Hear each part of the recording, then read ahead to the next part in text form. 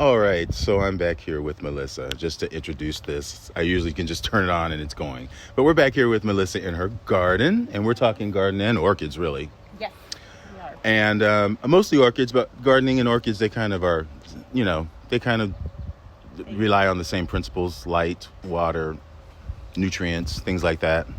Yeah, and I've been thinking a lot, Terry, actually, about that's what I've got this wacky stick in my hand about how to incorporate elements of my garden into my orchids. So I just pruned up my Harry Lauder walking stick, limbed it up, and look at how cool these branches are, right?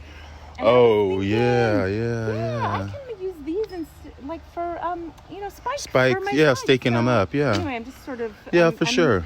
Yeah, because you could do spikes and it'll cool. That would be cool. That would be cool. Yeah. Okay, so let's talk about just you and introduce people to you so we know who you are. See. So just tell us a little bit about your experience with gardening, who you are as a person, how'd you come to Champaign? I've lived in Champaign for almost 20 years now, which is crazy. I never expected to be here. I'm from Illinois originally, lived away, and but you're not originally from Champaign. Not originally. So how did you come here? School? It's a funny story. No, my sister was a student here. I'd just gotten back from the Peace Corps. I was in Guatemala, and my options were live in mom and dad's basement or sublease my sister's apartment in Champaign, which I did. Then the rest is kind of history. I got a job, met a guy. Nice. Then, so how did you get into or just plants and gardening in general? What started you with that? Yeah, it's so funny because I did not grow up I grew up in the country, but my dad had a six-pack in his riding mower. Okay. That's what he did. Okay. Right? There was no gardening. Right. But we got tired. When we moved in, there was nothing here except for these shrubs right here. Okay. So these 1, 2, 3, 4 shrubberies. All right. And so. Wow, your fuchsias. You got a green thumb. Oh, I love them. Right. I love they're happy those. there. They are happy there. Right plant, right spot. Right. That's true. That is true. I believe in that principle. Keep buying it until you find it. Right. Yeah. Right? Yeah. Or find the right spot. Yeah. So when we moved in, there was nothing. There was an ash tree. Okay. Here. So you basically did all your research and started from scratch. Okay. Which is kind of a gift, but also kind of overwhelming when you don't know what you're doing. But that's sort of what we were talking about like earlier, you said. Terry. Yeah. I think it's part of the fun is understanding. I have crappy clay soil, and you think you can just stick stuff in the ground, right? Because it's dirt and there's this and doesn't need anything. Yeah, Illinois, so it's got to be great soil, but it's not. It's not. It's not. It's not. It's not. So we started, and I had a lovely shade garden here that really just knocked my socks off, and then the ash tree came down, and so I've started again, and what a start. You've done well. Thanks. Yeah, so ultimately nice variety. Yeah, got it. I think the balance feels off to me right now, but it'll come back. Yeah, it will. It'll come back. It will. So, it will. But I just it's part of what I've really enjoyed, and part of why I got into orchids was really thinking about I'm real busy in the summer, right, outside, and I love it. Right. But then how do I get to come inside and kind of have the same fun when it's January and it's super depressing? Right. And orchids provide that. Yeah. Or really just plants do. Yeah. And they just make me excited. You just get excited. Get excited about seeing them. And wow, is that our little project plant there? This is. Wow, that's nice. Yeah, mine is dead. Oh, stop. It is. Can you believe that? You should be extra happy now. I tell you, I don't know what I'm doing with this guy. Well, it's doing well because I remember it was tiny. It must have put up a growth or something. It did, and it's great. Mine died before it even put up a growth. Aww. I think mine was dead before I took it home. Honestly, literally, when I potted it up, it looked so sad, and I was like, "Oh my gosh, I should have got 2." But green flash, that's nice. Right? I talked to Neela, and I can't even think of her husband's name now. Yeah. But they told me that theirs theirs had doubled in size. Oh, you're kidding. Yeah, they told me that last. No, it might have been the beginning of. No, it was last year because we were going up to get plants for something. Yeah. And they told me that, and I was like, mine's dead. Sorry. No pressure. I know. But this is I'm thrilled with this one. This is Hawaii. This is I think Miltassia Quai's choice. So this one's real fragrant. And okay. Nice spike, but okay. That, cool there, that would be cool there. Yeah, that looks perfect there because look, you could hang do this little side shoot on that little curlicue thing. Yeah, and it looked like it would fit right in that that little curlicue. Adds a little extra. It does add a little extra. It looks more natural, I would say. Yeah, I think so, rather than the kind of garish. Yeah, that's nice. Nice little touch. Yeah, so I've got lots of these guys I'm gonna work on, I guess, putting in places. So orchids just sort of filled in the lull of the winter to sort of have something on the inside to pay attention to or to tend to. And then I think people don't like. I think people think, oh, orchids are so hard and it's so intimidated. But I actually don't think. Certainly phals are right, and it gives you a lot of interest. Yeah, you know, really, I mean, I think that's sort of the gateway for everybody is the Phalaenopsis. Yeah, you know, they last so long, and then when that last bloom drops, you need another one. Yes. I'm like, what's going on? You know, and then you sort of, the first time you see that little root or the little spike oh yeah, oh yeah. My mother called me because she had killed 2 before. And so this is what you're talking about. When she gets that first spike coming back, that actually she got the spike and didn't even know it was a spike. She didn't even realize it until the blooms came. Oh my gosh. And honestly, like, yeah, she called me and I think it was 2 blooms, but I mean, that was big. Yeah. Even if you just get one. No, listen, I'm just, this one, I got, Terry, look at this guy. Oh, you've got lots of little stuff out here hidden. I see. Yeah, this is Pretty. the one from the auction.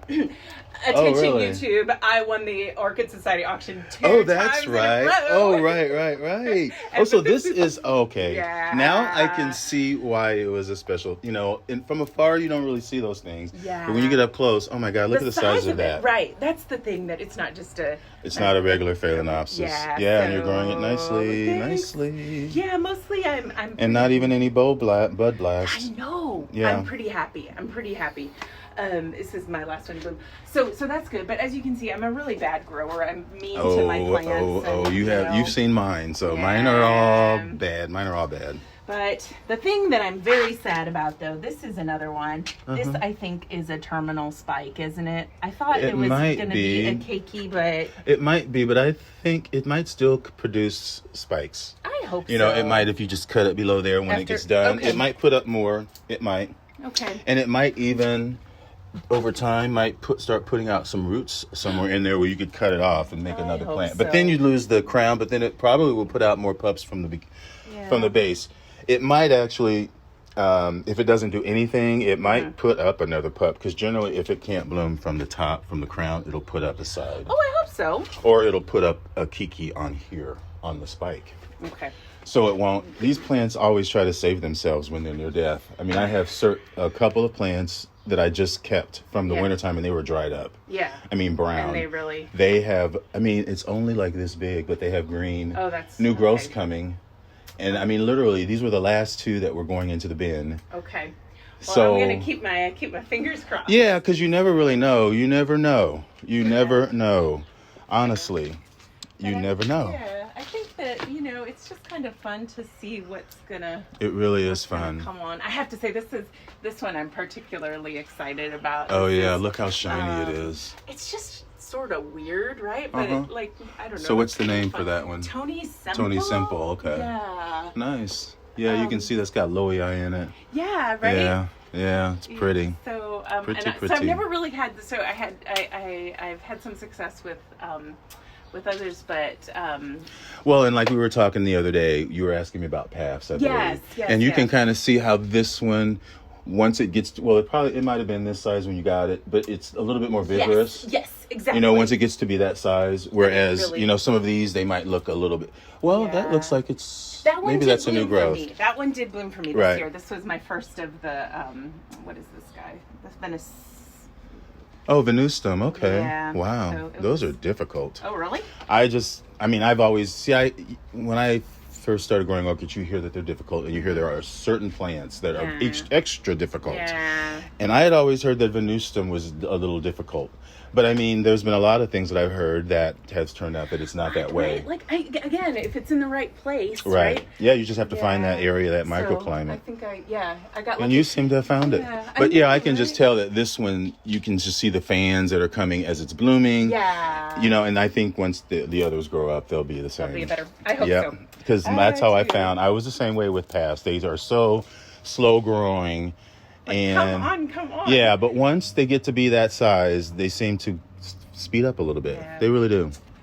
They really do. This is where the most of my stuff that prefers shade sits, right. And then I have my friends of orchids here, so I just yeah, well, they're nice friends. And look, you're doing well with your you said a Lycaste? It's or a Zygopetalum. Zygo. Wow. Yeah, and this is the one. Do you remember? How often do you water?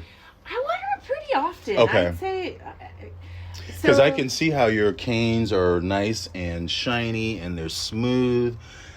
Anytime I've ever tried to grow a Lycaste, it's always shrivel. Oh, really? Shrivelly, yeah.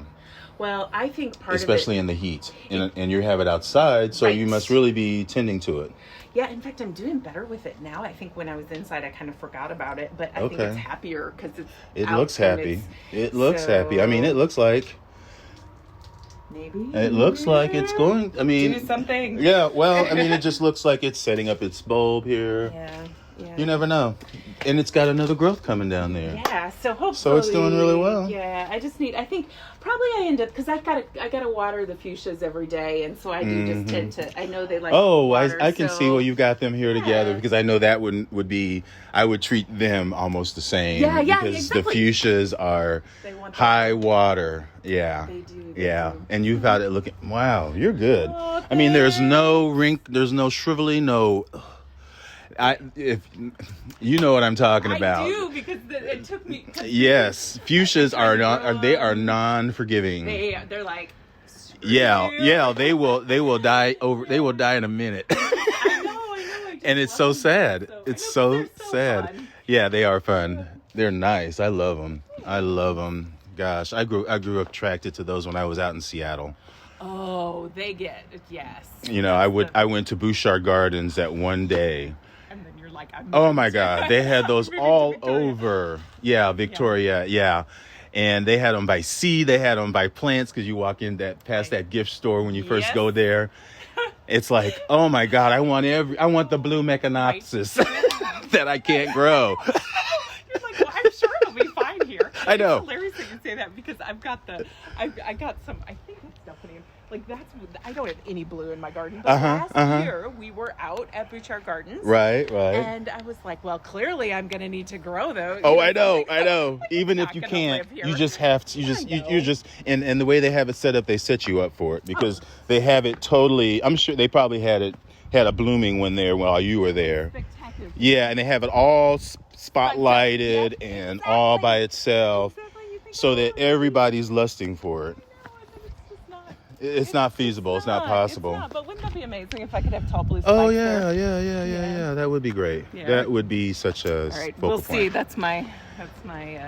Well, those should be easier. I was talking to some, because those are like in the Delphinium family. Yeah, right? yeah. I was talking to someone how it's. I guess that's why species are always harder, because I think that is more like a hybrid, right? Because the species are the big, thick ones. Yes. And I was talking to, I get the delphiniums, and you get one bloom. Well, I had 3, but once they're gone, they're gone. Right. Those tend to bloom off and on the whole summer, I think. Oh, okay. Well, good. And the other one, that's the Larkspur. Oh, yes. Yep. They keep blooming, and so I drive by and I see people's larkspurs blooming, and I know my delphiniums has been gone, and they still can enjoy that all the rest of the summer. So I'm like, it's like those species, they're good for they have nice big blooms, but they're only good for that one time. Yeah, the hybrids just keep on going. Yeah, it's true. And I was telling somebody about your bee balm back here. Oh, it's so fun. I know, the candy cane. Yeah, I Oh yeah, and this is that Tradescantia. Tradescantia that I didn't even know existed. I know. That we were just talking about the other day. And you have I fuchsia. went. Yeah. Well, it's that color. It looks like it's that color. Okay. This one actually looks darker. Maybe it's just because it's just open. I don't know. Sometimes I actually, But it's this color. I didn't see this when I was here the last time. But this is the one that I looked for all winter because I had to have it. Yeah. I just love it. And it's just, again, the right spot. I've tried to grow it in a couple places, but this just gets just a little bit of sun, and it's you're right, man. Mine is totally full on sun. Oh, really? And it's still happy? Oh yeah, it's mine is like this big, and I have several colors on the island out by the curb, and it's surprising because I have a friend who collects that like I do, and he says his haven't even bloomed yet. And I'm like, well, mine have been and done, and now I see yours are blooming, so I mean, maybe it can still bloom. I don't know. I mean, like with so many things, you just you just try it and see what it does. Yeah. Yep. Yeah, so this is the kind of... So here we are back in the backyard, and we're just talking like there's nobody here. That's right. But we know people will be watching. And I love your rain barrel. Oh. Love your rain barrel. Thanks. Yeah, beautiful, lush backyard. Wow. And look at this. It's just... When you're in the front yard and then you come back here, you don't realize how big it is. It's really nice vegetable garden. Labor of love. We started all of this. So I mentioned. So how long you say? Okay, yeah. So there was nothing here except for one deck. This deck was here, but everything else was grass. Mm-hmm. And so all of this madness started when we were like, mowing the grass is stupid. Puppies.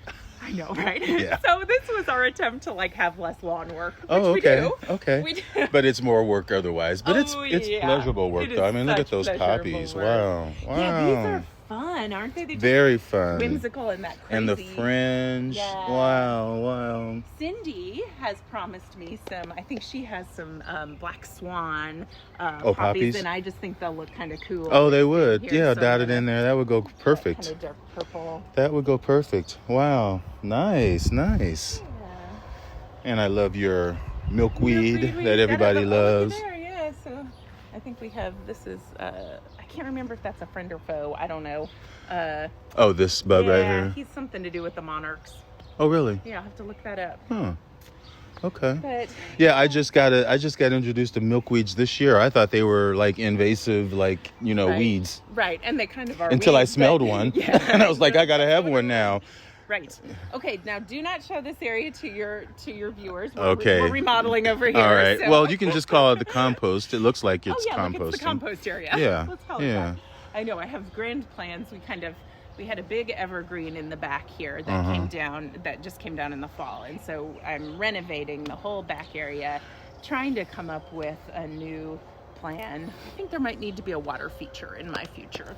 That's the thinking. So you're thinking about it over in that area somehow. If it could somehow wander down. That would be ideal. I always wanted to have a stream wandering through my backyard, and especially if you would not have a need for irrigation.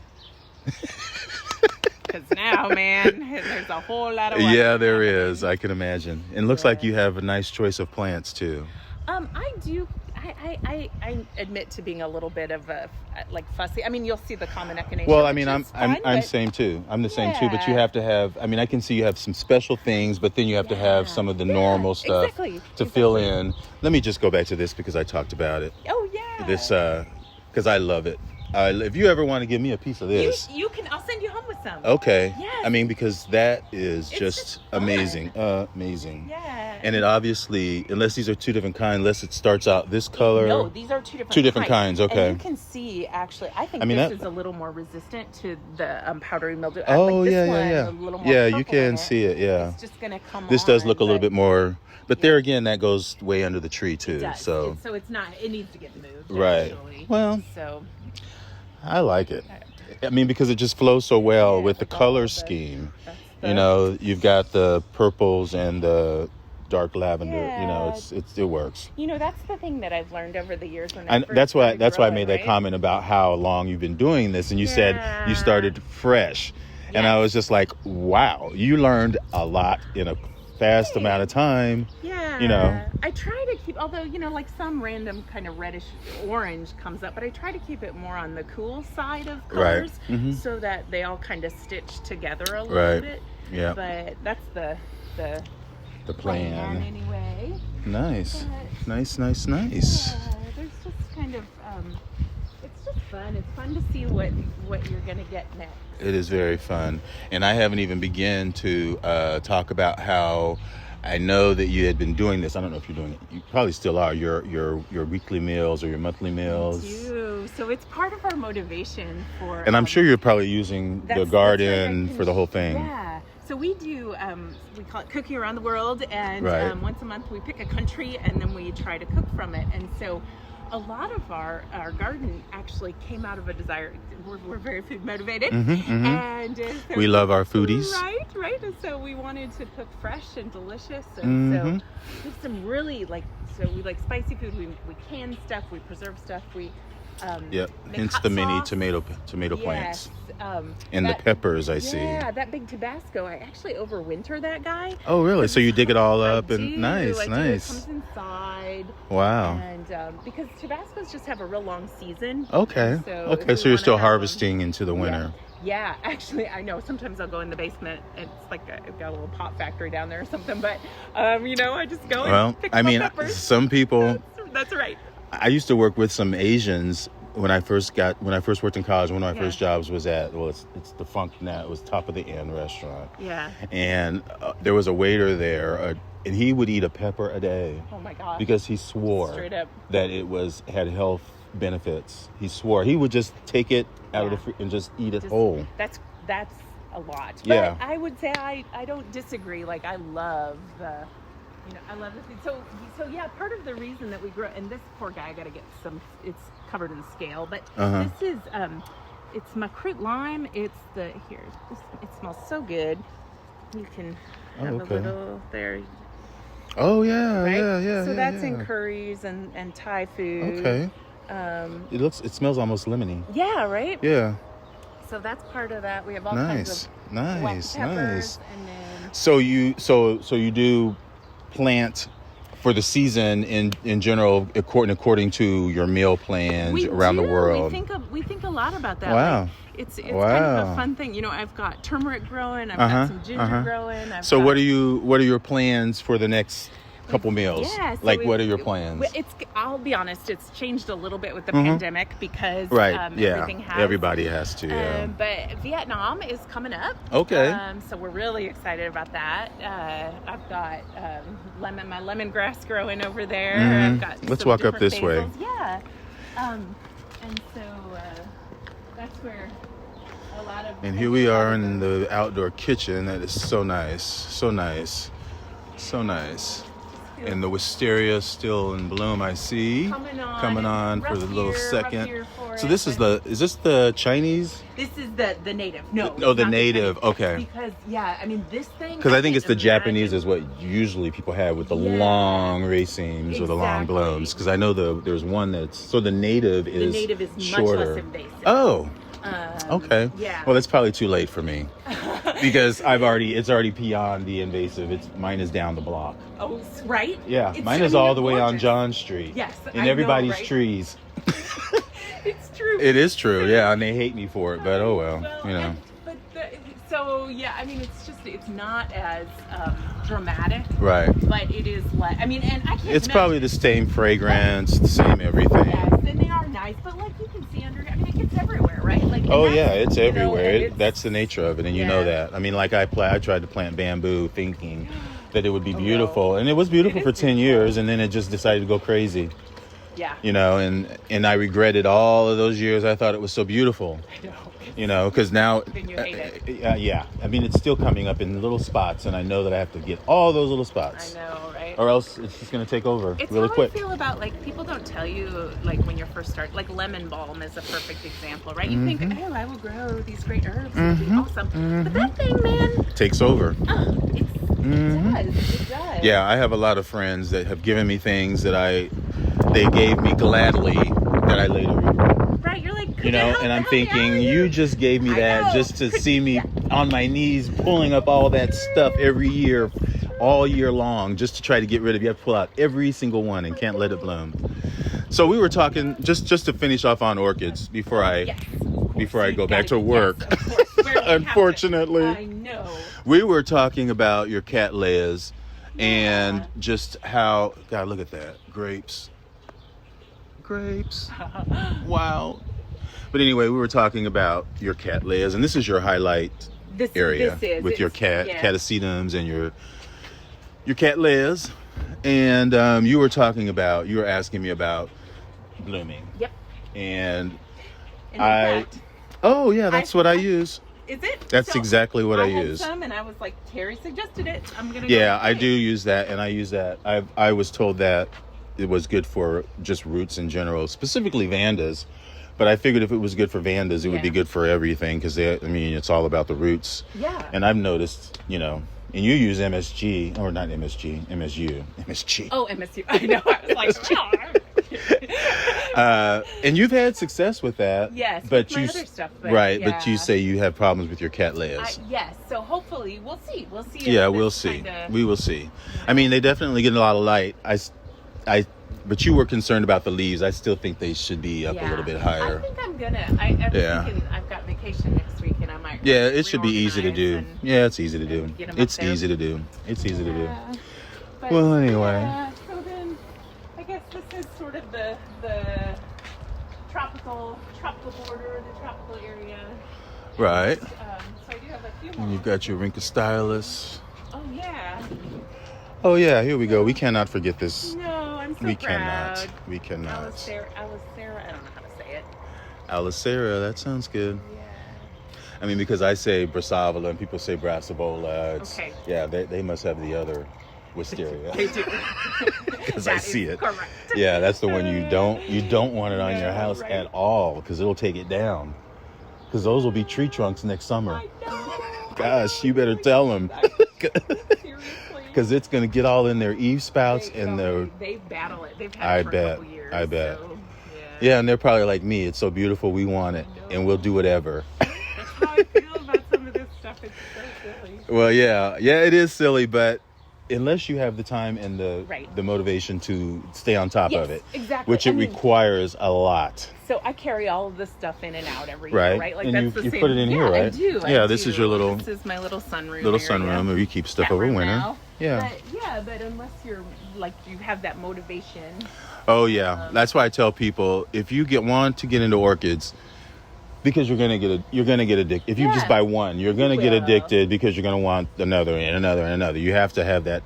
You have to almost have 200% commitment to it, because it's something that you just have to commit yourself to. Let me show you my very last orchid-related thing. Carrie. Okay. I'm very excited about this.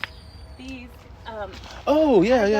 Those are bletillas. Orchids. Yeah. Okay. And they're doing okay. They are. So I'm pretty happy. So when did you plant? Did you get those in the spring? This year. Okay. Yeah, just this year. Okay. So did they bloom or did? No, they've just recently started. Okay. To come up. Okay. Yeah, they were just a bare. Okay. A bare root. You didn't get those at the. I did not. Okay, that's why I was asking, because I got some 2 years ago and I put them in the ground and they bloomed that year beautifully. Really? I mean, they had seed pods on them. And I took the seed pods off. I spread it all around my garden, and they didn't come up, not one. And I was so upset. But I think yours will probably do better because yours are coming up. Yours are already growing. Mine probably just, how you put plants in the ground and they just stay there. No, sometimes like the bare root actually ends up being the better. I think it's better too because, like I said, I order plants and then I bought some that were just bare root. I ordered them in pots. And then I ordered the bare root ones that I just put in the ground. They bloomed and they did better than the ones that were in the pots that were root bound. You just never. You never know. You never know. So. Wow, and you do good with gardenias. These overwinter. These overwinter. Well, I saw one over there too that they had blooms on them. I wonder what that is. No, because this is my only. A magnolia. I'm sorry. No, it's a gardenia. No, I don't. We'll have to look. It's got to be. Look. Yeah, this is a gardenia. Yeah, but the one over there it's not. That's my Meyer lemon. Oh, with the big white blooms on it? Yeah, I think so. Wow. Yeah, well, see, I used to always, every year I would have gardenias on my porch. Oh, they smell marvelous. And I'd put them I'd overwinter them and Sometimes they'd come out of it, but for the most part, my buds would just fall off. Yeah. It just got to be, it just got to be a pain. Yeah, I thought I saw a magnolia over there, but what am I calling magnolia? It's not now I can see the foliage. You are right. It is the lemon tree. Oh, so this is what I was looking at over here. Oh yeah, that's Satsuma. I've got some. Right. Yeah. Well, see, I just saw these white, and I thought but then I saw the pepper. I don't know what I was thinking about. And this is like the food. Yes, the food area. Yes, with your basil down here and your thyme and good. That's my Meyer lemon. I thought that's what we were. Okay. Nice. Beautiful. Well, okay, guys, I'm going to sign off on this video because it's been already 30 minutes. Oh, my gosh. And I want to thank you, Melissa. Thank you, Internet Land. Yes. And we'll talk to you guys soon.